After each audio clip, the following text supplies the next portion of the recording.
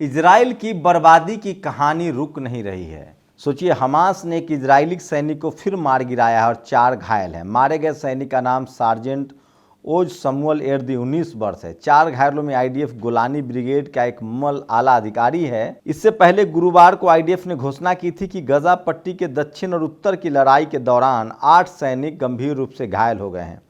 Israeli सेना ने उसी दिन यह भी खुलासा किया कि पिछले 24 घंटों में गजा लड़ाई में 29 अधिकारी और सैनिक घायल हुए हैं। दरअसल ये लोग जिसको घायल कह रहे हैं ना, उसको आप डेड समझिए, क्योंकि लगातार इजराइल जो है वो अपने मरे हुए सैनिकों को भी नहीं अपना बता रहा है। ये है क्योंकि उसको दिखना है सुपर पावर, जेम्स बॉन्ड, लेकिन सच्चाई तो बदल नहीं जाती। इसी तरह से हिटलर भी तब तक जब तक रूस उसके टनल में नहीं पहुंच गया था, वो भी सुरंग बनाकर रहता था, तब तक वो नहीं कहता था कि हम युद्ध नहीं जीत रहे हैं।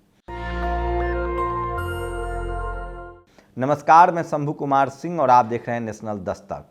इजराइल फिलिस्तीन के युद्ध की पूरी रिपोर्ट आज लीजिए, उसके बाद आगे की बात बताएंगे।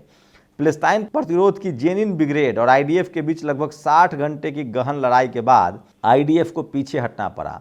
12 फिलिस्तीनी मारे गए, लेकिन आईडीएफ शहर के किसी भी क्षेत्र में निर्णायक जीत हासिल करने में अपने मुख्य उद्देश्य में असमर्थ रहा। इसके विपरीत प्रतिरोध ने मतलब हमास ने जेनिन कैंप के चौराहे पर तैनात एक पैदल आईडीएफ सेना बल को विस्फोट उपकरण से निशाना बनाया। शहर और कैंपों को जोड़ने वाली सड़क पर वाहनों की चौकस निगरानी के बाद प्रतिरोध स्नाइपर 2 इजरायली सैनिकों पर गोली चलाने में कामयाब रहे।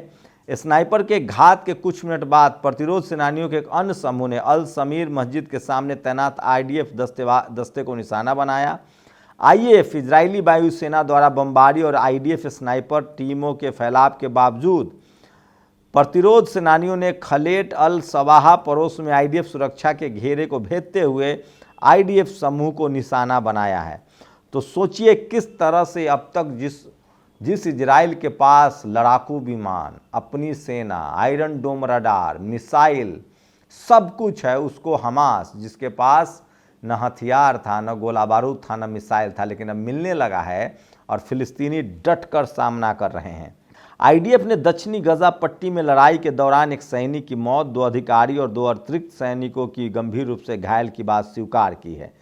पिछले 72 घंटे में हमास के लड़ाकों ने 72 सैन्य वाहनों को नष्ट किया है। ध्यान दीजिएगा, पिछले 72 घंटों में हमास के लड़ाकों ने 72 सैन्य वाहनों को नष्ट कर दिया, 36 इजरायली सैनिकों को मारा है, 100 से अधिक को घायल किया। सेनानियों ने बड़ी मात्रा में आईडीएफ उपकरण जब्त किए, लक्षित मुख्यालय और फील्ड कमांड रूम को निशाना बनाया, सैन्य सभाओं पर गोलीबारी की, माइंस बिछाकर विस्फोट किया, आईडीएफ के रक्षा बिंदुओं पर रॉकेट दागे और 11 इजरायली स्नाइपर्स को मार गिराया है। सोचिए, पिछले 75 सालों में अब तक इजराइल को खरोच भी नहीं लगता था, लेकिन किस तरह से आप कल्पना कर सकते हैं किस तरह से ये मारे जा रहे हैं इजरायली। कहा जा रहा है इजराइल गजा के अंदर हमास की सुरंगों में सी वाटर, समुद्र के पानी भर देगा। फिलिस्तीन रेसिस्टेंस की मुख्य ताकत चली जाएगी। नेतन्याहू ये भी कर ले। अव्वल तो सुरंग का सही आइडिया आईडीएफ को नहीं है, दूसरा 500 किलोमीटर की सुरंगें एक दूसरे से जुड़ी नहीं है। ज़्यादातर अपनी एंट्री एग्जिट अलग है, कुछ में पानी भर भी जाए उससे प्रभावित नहीं होगा। लेकिन कल ऐमन रिजवी बता रही थी कि वो सुरंग में पानी भर रहा है तो हमास उसमें तेजाब डाल रहा है और जैसे इजरायली फौज उसमें जाते हैं वो खुद जल भूनकर मर जाते हैं। तो सोचिए, पूरी मुकम्मल इंतजाम कर रखा है हमास ने और ये आज़ादी की आर या पार की लड़ाई है। अलकसम लड़ाकों ने गजा शहर के उत्तर पश्चिम में 4 इजरायली सैनिकों को मार गिराया। हताहतों की अभी तक पुष्टि नहीं हुई है। तो सोचिए, ये एक दिन के सारे अपडेट बता रहा हूँ। हिब्रू मीडिया, ये इजरायली मीडिया कह रही है, रेड सी में ईरान का छाया युद्ध हमारी अर्थव्यवस्था को महंगा पड़ रहा है और यह बिल्कुल स्पष्ट है कि हम और अमेरिकी असीमित युद्ध में हार गए हैं। यही कारण है कि यमन और हुतीज रेड सी पर नियंत्रण रखते हैं। सोचिए, लाल सागर पर हुती का नियंत्रण हो गया है पूरी तरह से, यमन और हुती का नियंत्रण हो गया और वहाँ से एक भी इजराइल का जहाज जो अमेरिकी रसद आ रहा था, मदद आ रहा था, वो पहुँच नहीं रहा है। और हुती के जो लड़ाके हैं वो सीधे सीधे उन्होंने गर्दन ही नस नस काट दिया है, नली काट दी है, श्वास नली इजराइल के। अंसार अल्लाह यमन ने इजराइल टैंकर शिप को रेड सी में अपना रास्ता बदलने पर मजबूर किया। जहाज यानी बंदरगाह की ओर जा रहा है। सोचिए, वहाँ पर ये हुती के जो लड़ाके हैं वो सीधे हेलीकॉप्टर से फिल्मी अंदाज में अपने उतरते हैं और ये तस्वीर देखिए किस तरह से उनको मौका नहीं देते हैं, और वो अल जैतून अक्ष पर इजरायली सैन्य वाहक और एक टैंक को टैंडम गोले से निशाना बनाया, दोनों नष्ट हो गए।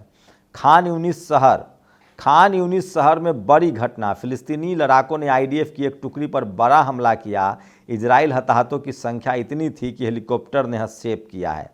तो हेलीकॉप्टर से अपने घायलों को वो ले जा रहा है, और अल जैतून पर इजरायली सैन्य वाहक एक और टैंडम गोली से जो हमला हुआ है। अल कासम ब्रिगेड ने खान यूनिस शहर में अल यासीन 105 सेल के साथ आईडीएफ टैंक को नष्ट कर दिया है। टैंक में आग लग गई, धू धू कर जल रहा है।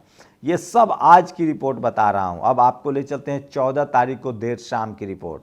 अल कासम ब्रिगेड ने खान यूनिस शहर के दक्षिण पूर्व में अल यासीन 105 गोले से 2 जायोनी मरकेबा टैंक को निशाना बनाया। अल कासम ब्रिगेड ने इजराइल के सोफा सैन्य स्थल पर दुश्मनों की सभा पर मिसाइल बमबारी की।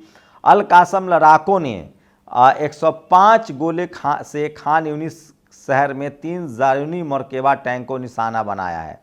तो सोचिए 72 टैंक जलाए जा रहे हैं, 31 सैनिक मारे जा रहे हैं एक एक दिन में।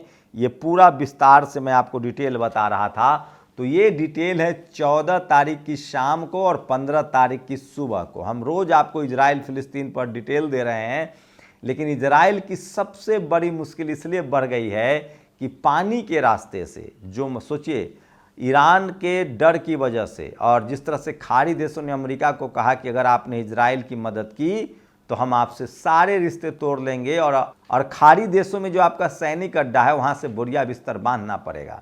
उसके बाद अमेरिका ने तय किया था कि हम पानी के रास्ते से समुद्री जहाज से मदद पहुँचाएंगे, लेकिन लाल सागर पर हुथी ने कब्जा कर लिया है और एक भी जहाज इजराइल के बंदरगाह पर नहीं जा रहा है। खुद इजरायली मीडिया कह रही है कि उनकी श्वास नली को काट दिया गया है और वहाँ की अर्थव्यवस्था चरमरा गई है। तो सोचिए, इस युद्ध ने जहाँ फिलिस्तीन और गजा पट्टी में निर्दोष लोगों को तो मारा ही है, जो कि एक अपराध है, वहीं इस युद्ध में खाड़ी देश और खासकर जो पड़ोसी देश है फिलिस्तीन के, उनके सहयोग की मदद से हमास बड़ी लीड लेता देख रहा है। सोचिए, पिछले 75 सालों में इजरायली फौज को खरोच नहीं लगती थी। आज ये स्थिति है कि कभी 100 तो कभी 50 तो कभी 31, इतनी संख्या में उसके जवान मारे जा रहे। इसका मतलब समझ रहे हैं, बड़े बड़े युद्ध में भी 100-50 फौजी अगर एक दिन में मारे जाते हैं ना, तो ये बहुत बड़ी विनाशक बात होती है। हाँ,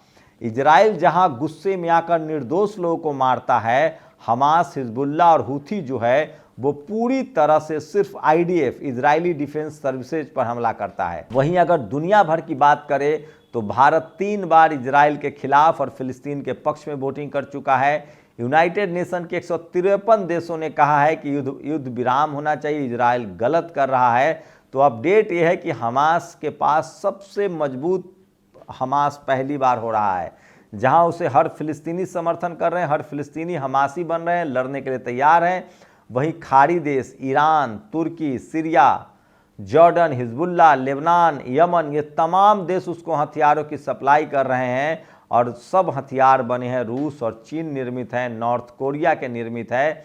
तो इस युद्ध में पूरी तरह से इजराइल फंसता जा रहा है, और सवाल वही है कि एक तानाशाह बेंजामिन नेतन्याहू ने अपनी सत्ता बचाने के लिए किस तरह से पूरे एशिया को युद्ध में धकेल दिया। तो ये सबसे बड़ी अपडेट थी कि 70 जहां टैंक उड़ाए जा रहे हैं इजराइल के, वहीं 100 से ज़्यादा उसके रोज सैनिक मारे जा रहे हैं। मतलब 30,000 सैनिकों की जान को इजराइल ने जोखिम में डाल दिया है, उनको दोजख में धकेल दिया है। और सोचिए, ये तमाम जो सैनिक है वो भाग रहे हैं, मारे जा रहे हैं, और इजराइल को अब पता चल गया है कि वो इस युद्ध को नहीं जीत पाएगा, क्योंकि हमास की पूरी तैयारी है, उसके पास हथियार भी हैं, और आम फिलिस्तीनी अब हमास बन रहा है। और सबसे बड़ी बात, हिजबुल्लाह जो लेबनान का लड़ाका है, हुती जो यमन का लड़ाका है, और हमास, इन तीनों का जो मिश्रण है उसने इजराइल की बोलती बंद कर दी है। तो सबसे बड़ा अपडेट है, दुनिया का so called super power Israel